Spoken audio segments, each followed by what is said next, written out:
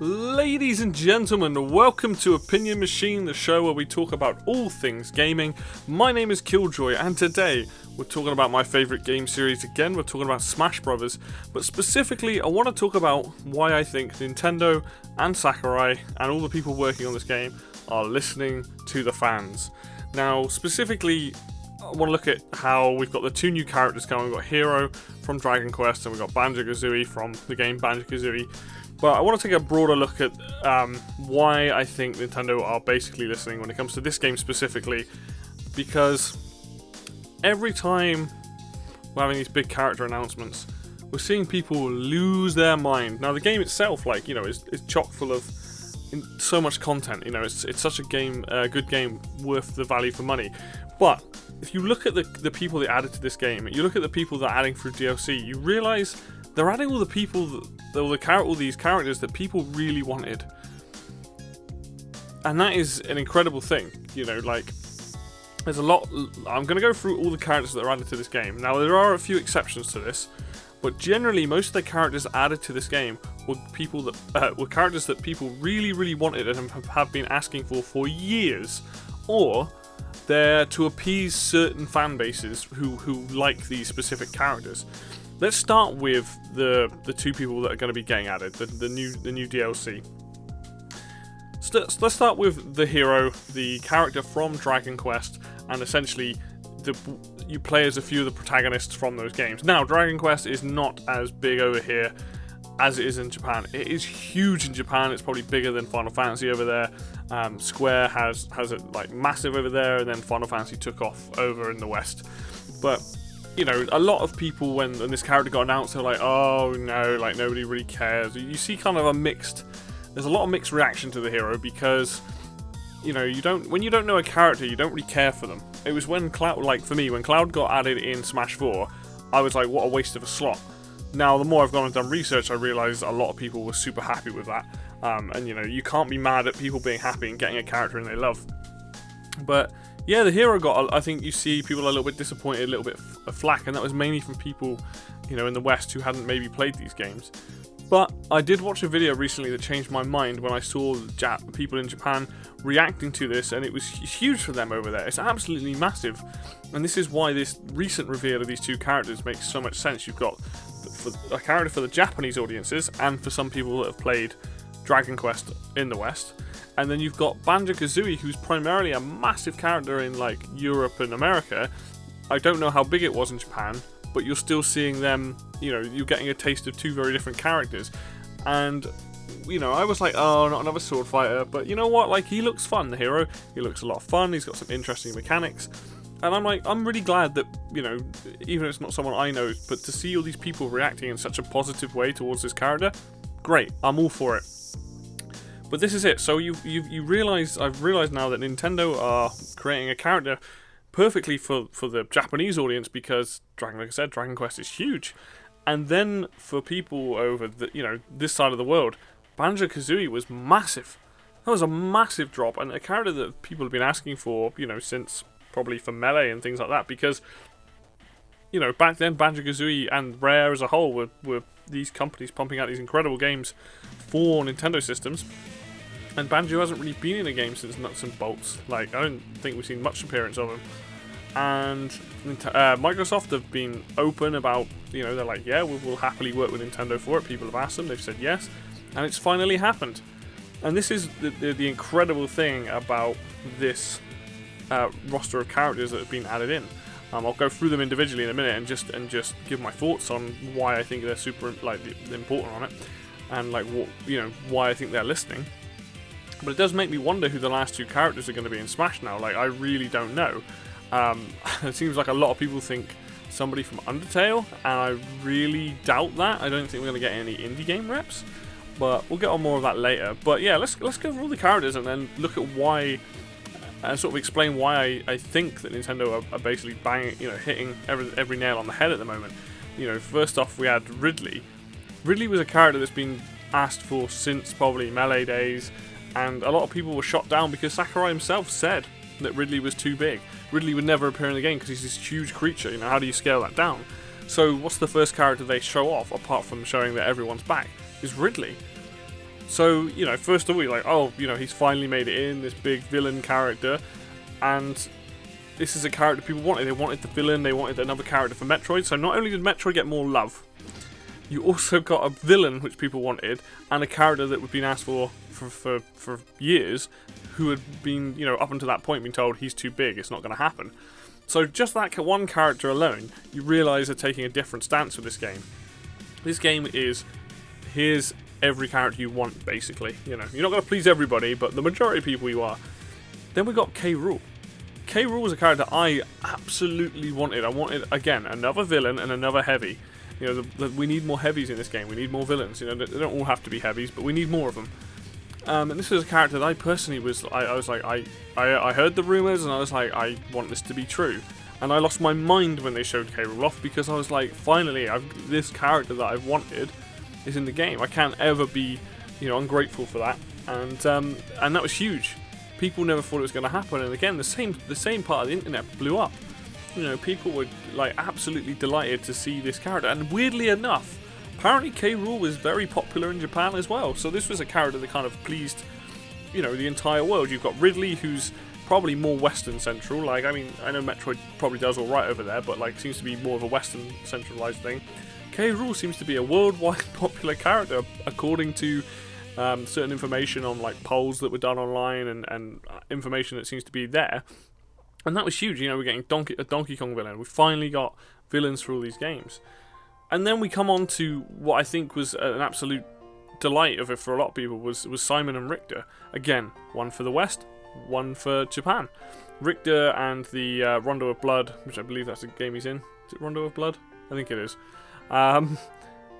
Basically, Richter, massive in Japan. Simon, massive in the West. So the fact that they got this classic character in that people have been asking for years, and they can give that to both sets of the fan base from different parts of the world. I think that's incredible. This is why I love the characters added to this game, because they fill up the retro need, most of these people. You've got some that fill up the more modern need, but they fill in those fan bases of characters, the fan bases that are there, who have been dying for these characters. Simon is an absolute classic on the NES era. It's like he deserves to be in there, in the sense that, you know, if you look at the NES and the SNES, and there's like, there aren't a huge amount of characters left from that era of characters that deserve to be in Smash. I mean, you could make an argument for pretty much anyone, sure, but like really big names, Simon was absolutely one. And then the fact that they had Richter as an Echo Fighter was awesome. A character I didn't know a huge amount about, but I knew he existed.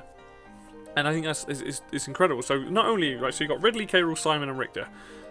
Probably some of the, you know, these characters have definitely been asked. I've seen them in polls. People want them.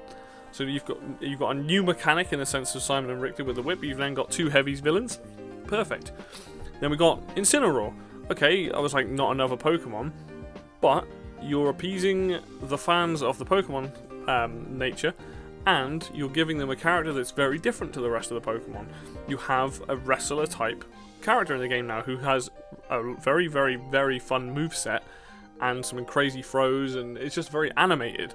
They went with a perfect pick with the with Incineroar. The fact that he's not like Great Ninja, who's meant to kind of come across like sneaky and like has different attacks. No, Incineroar is very, very in your face, is very, very like loud, very showboaty, and that worked really well for this game. It's like perfect. You've created a Pokemon that's really interesting, and you've given for those people that like playing, you know, Pikachu and Jigglypuff and Mewtwo, you've given them something fun and something different. So that was like a good choice. Isabelle from Animal Crossing, again, probably the character I reacted to the least. I wasn't interested at all, but Animal Crossing's huge.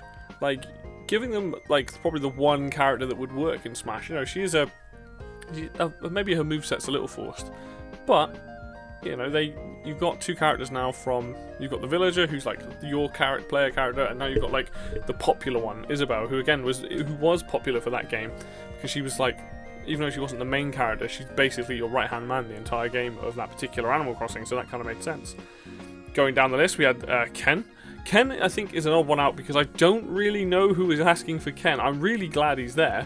Like, I think in terms of like a semi-Echo Fighter, semi-clone, I think he's great. He's a character I absolutely love. But he's probably the only one on this list, or maybe him and one other, the only ones on this list that I'm not sure who was asking for them, but I'm glad they're there because, you know, it's fun. I think having Ken in and having another Street Fighter rep is perfect. You've got the two kind of like classic characters from Street Fighter. They play very differently, and it's like, I'm all for it. You know, that's again another big name for the game. Joker was added in. Joker, kind of a weird one.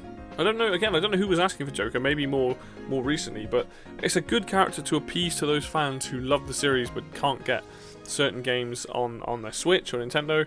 I think that's a really interesting choice, Joker. I know that Sakurai himself was very enjoyed Persona 5, and there's that information's out there, but like, what an interesting choice of character. I was really happy because I love the music of that game. I've not played Persona 5, but the music's incredible to get any of that in the game, and the stage is really fun as well.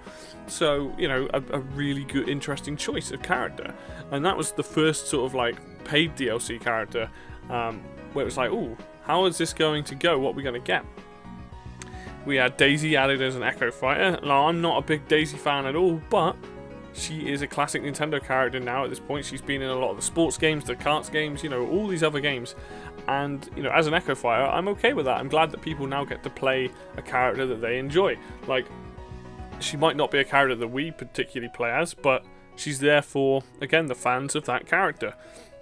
Dark Samus is another one. People were asking for more Metroid rep. We got a character who, in Dark Samus, yeah, an Echo Fighter, but that's the great thing about Echo Fighters. People aren't complaining about, like, oh, clone characters anymore. They're like, if this is a way to get their character in, they're all down for it. Again, Nintendo listening to the fact that we want these characters in this game. Chrom, also, that whole thing with Smash 4, where he's like, I'll get my chance next time, and now he's in the game. He's got an interesting moveset. Okay, he's pretty much just Roy, but with a different up B. But people are like, oh, not another Fire Emblem character. But, again, Echo Fighter, not taking up the resources of these new character slots. And then lastly, Piranha Plant. Okay, Piranha Plant is definitely the out left field character. I don't know if anyone was specifically asking for Piranha Plant, but all of these characters I've said, I think, for the most part, are big names that deserve to be in Smash, in the sense that they appease the people that want the classic characters, they appease people that are into Pokemon, they appease people into Animal Crossing, into Fire Emblem, and you're not, you know, if you look at this list, you've got such a wide variety of characters, and most of these characters are fantastic picks. You've even got a third-party character in Ken, you've got a third-party character in Joker, Banjo and Hero, and it's like, if the DLC's adding third parties, but the base roster is primarily first parties and stuff, it's, you know, Nintendo have a huge roster. I mean, they are probably running out of their big hitters now, so third party is probably the way forward. Alright, Waluigi isn't on this list. You know, I want Waluigi to get in the game, not for the trolls, but for the people that genuinely like the character. I think he deserves a spot in Smash. He's basically the only Nintendo character missing at this point, like for the Mario franchise, so I would like to see him added, but this set of characters that have been added into Smash Ultimate, you can tell they're listening. They are hearing what the fans want. You know, they've got that information with the Smash ballot.